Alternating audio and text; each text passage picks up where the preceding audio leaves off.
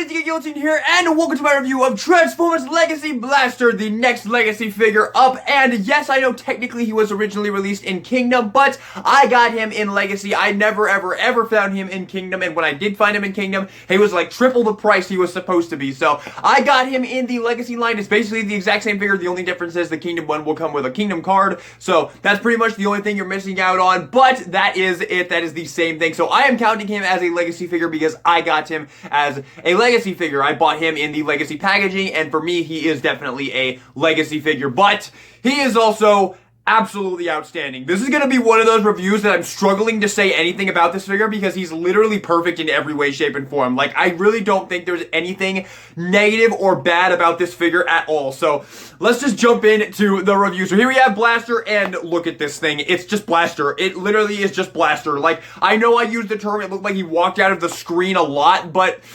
how else do I describe this thing? It's a literal perfect blaster. It has everything down to a T. The head sculpt is absolutely magnificent. I absolutely love how they did it. You get the blue picked out for the eyes right there, silver for that little helmet piece. Moving down to the torso here, they absolutely crushed it with this because they actually put clear plastic piece actually mounted in the standard plastic. So this is actually really strong, regular, durable plastic, painted yellow, and then the clear plastic insert inside of that, which is really awesome. In order to open it, it's this entire thing down here. It doesn't push down. I'm gonna be honest with you, I guess I could say that's a negative, but I'm just being a nitpicky here. I do kind of wish it pushed down instead of in. I think it would just feel more satisfying, but very itty-bitty little minor complaint. You just push it in and it will open right up. I have found though, which side is it? Yeah, this side. If you push it only on this side, it doesn't really like to do. You kind of have to do it towards the middle or towards this side right here. This side is good. This side though, if you push it, you can see it doesn't really work on that side. You have to push it in the middle or on this side right there. So very little thing right there.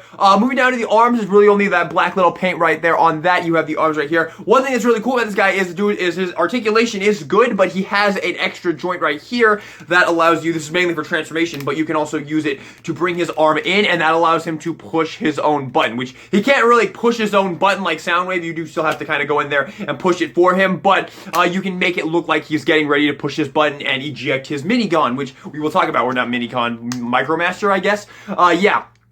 Moving down, you have some really nice paint right here on the thighs right here. You get some red picked out right there, then black. Moving down to the legs, really chunky legs because you have the handles right here, but we'll talk about that in just a second here. On the back, a lot of really nice molded detail. You have black lines right there, little knobs right there. They don't actually turn, but that is just, you know, the way it is. I did actually just realize there's a lot of hollowness back here in the legs there, so there is that. Also, a lot of hollowness in the arms now. Now, admittedly, for this guy, it's a little bit more excusable because in order for him to transform the way he transforms, he has to have the hollowness in the arms there. It wouldn't work if there was a door there. However, that doesn't exactly completely excuse it because they could have just designed the transformation in a better way that actually resulted in him having cover for the arms. This is honestly starting to get on my nerves a little bit. I really don't care for these like open arm things. Like I said, this guy it's pretty excusable on because he has to have that in order for his transformation to work. But again, they could have just made him transform differently and then had a door on the arms there. So yeah, I'm getting really kind of sick of this. These figures are getting really expensive, and I really dislike the way it looks having just this big hollow hole on the arm here.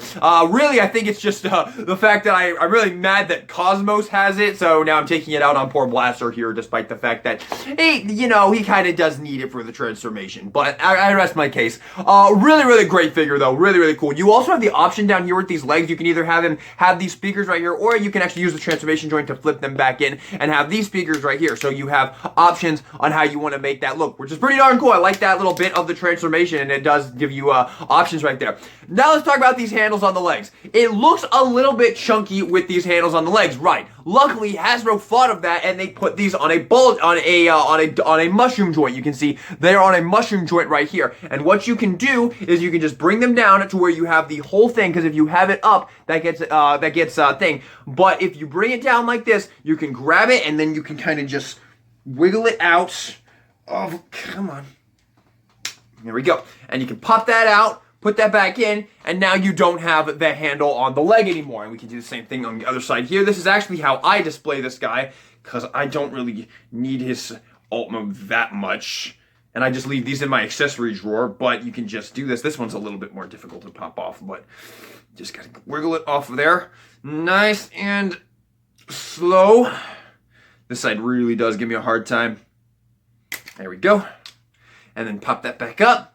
And there you go. No more handles on the legs right there. You do still have the pegs sticking out, but I think that is excusable right there. So there you go. This makes him look a lot cleaner, a lot more accurate to the G1 cartoon when you don't have the handles on the legs there. It does make him a parts former though, so do keep that in mind, but that is up to you whether you want to have that or not, because if you don't want to, you can just leave these on there indefinitely. I will go ahead and put them back on. I'll just take them off again after I finish up the review, because I do want you guys to get the full experience of the figure. And when I transform him, obviously I'm going to need to show that off as well. So yeah, but me personally, I do like to leave these off in my accessories drawer because I just think his robot mode looks a little bit better without them. But that is completely up to you. I do think that's just about everything to go over with Blaster himself. Let's move on to the accessories, or actually first we'll do some comparisons. And for comparison, here he is with the Earthrise Soundwave. Now, I have to admit, I actually think Blaster is quite a considerable amount better than Earthrise Soundwave, but I also have to admit that they look fucking great together. I think this is just absolutely amazing to see, man. Modern, amazing, almost micro masterpiece versions of both of these characters. That is awesome. I would not call him a micro masterpiece, but him, I think I would go ahead and call a micro masterpiece, but they look amazing together, man. They really do. And here's also Eject right there, so you get a good sense of his scale as well. Here he also is with the Bumblebee movie Soundwave as well, just because why the frick not? Here he is with Earthrise Optimus Prime. I don't have Studio Series Perceptor at the moment. I never found him for a good price, so yeah, I'm still waiting to find him for a good price to finally pick him up, but I will get him eventually. And last but not least, here he is with the other two big bots in Legacy Wave 1. There he is with Bulkhead and Laser Prime. So there you go. There you have it, your comparisons.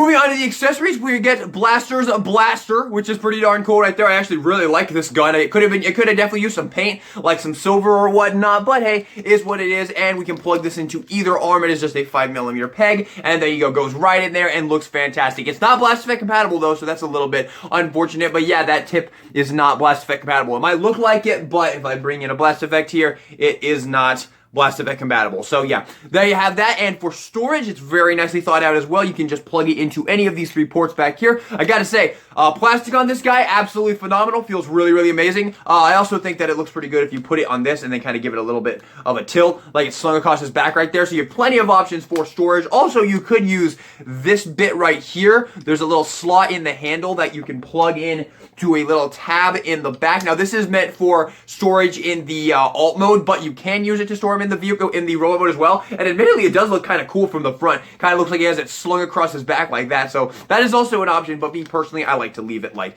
that. That's how I think it looks the best back there. So there you have that, which is pretty darn cool. And then for the other accessory, you actually do get a cassette with this guy, which is really, really nice. And I'm actually very surprised by...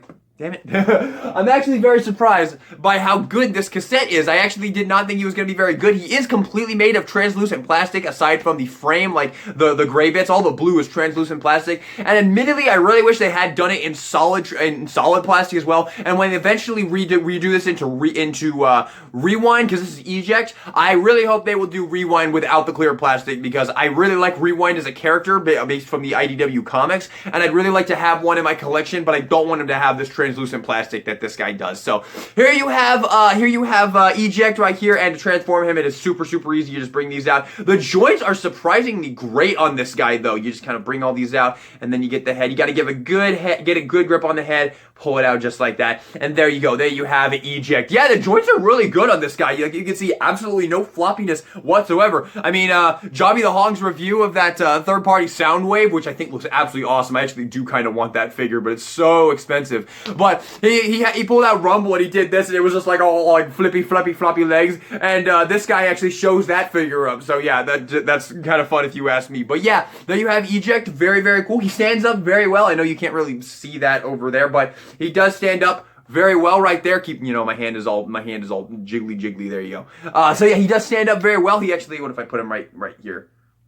There you go. See, I think that proves my point. He stands up very, very well. And in order to transform it back, obviously it's super, super straightforward. You just bring that down, bring that in just like that, get all that kind of locked in place, bring that up, tab, bring that up like that, and tab, and there you have that. And we can bring Blaster, pop open his chest, and we can just slide Eject into right there, and you can see him kind of popping through the plastic right there. A really, really, really awesome accessory. My only wish is that he was just not made with that translucent plastic, because while I don't have any signs of breakage at the moment, it is definitely up in the air whether he is going to survive the times or not. So I really hope Hasbro will do Rewind properly without the translucent plastic.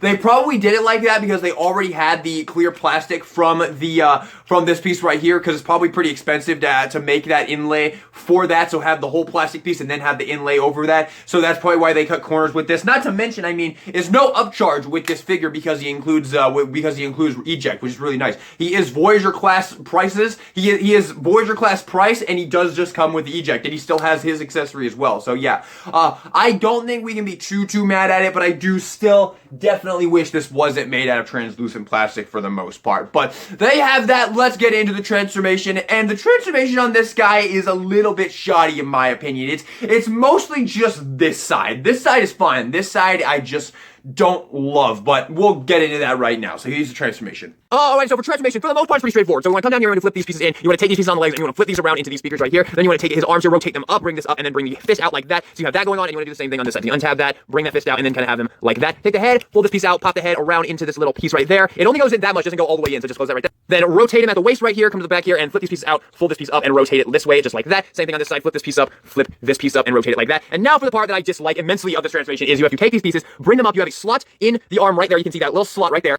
Right there, you can see that slot, and you have to get that tab into that slot right there, and then hold it there, and then just kind of wiggle this piece up, and just kind of get that fist into that little hole there, and just get that like that. That side is easy. This side is why I dislike it, but that side is pretty easy. So you want to do that, and then you want to do the same thing on this side. So you want to do the same thing, get that peg in that slot, get those lined up and tabbed in place, just like that. And now, this one is more difficult because of the finger right here. The finger is protruding out, so we have to get this in there, and this one is just a big pain in the ass because that finger is just getting in the way, but you just gotta kind of work it in there, just like that. There's really no trick to it, no easy way to do it. You just gotta do that. And then bring this down, it will tab into two little tabs right there in the legs, flip up the handles right there, rotate them in. Do the same thing on this side, rotate them around, and then tab them together in the middle right there. And there you have the blaster transformed in his alt mode.